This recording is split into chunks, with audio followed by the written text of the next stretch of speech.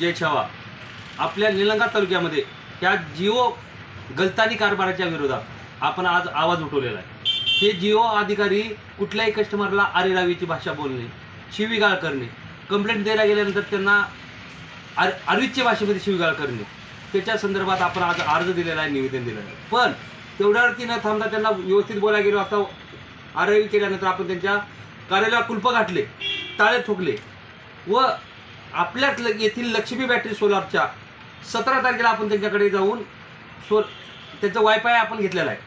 पण आज 4 तारीख आहे, 21 दिवस झाले त्यांनी आपले वायफाय बसवले नाहीत, तसंच आपल्या ऑफिसमध्ये पडून आहे। आज येतो उद्या येतो, बोलल्यानंतर शिवीगाळ करू लागते, आरेरावी बोलू लागते, आपल्याकडे रेकॉर्डिंग आहे। यांच्यावरती गुन्हा दाखल झाला पाहिजे। आपल्या या लक्ष्मी सोलारच्या दुकानातील वायफाय बंद आहे, कॅमेरे बंद आहेत, त्याच्यामुळे 2-3 लाखाची आपली चोरी झालेली आहे। त्याला सर्वस्वी जबाबदार कोण आहे? या जिओच्या अधिकाऱ्याच्या गलतानी कारभारामुळे हा प्रकार घडलेला आहे। यांच्यावरती गुन्हा दाखल झाला पाहिजे। यांना निलंग्यामध्ये ऑफिस बंद केलं पाहिजे व या ऑफिसमधील सर्वच कर्मचारी काढून टाकले पाहिजे, तो नवीन भरती केली पाहिजे।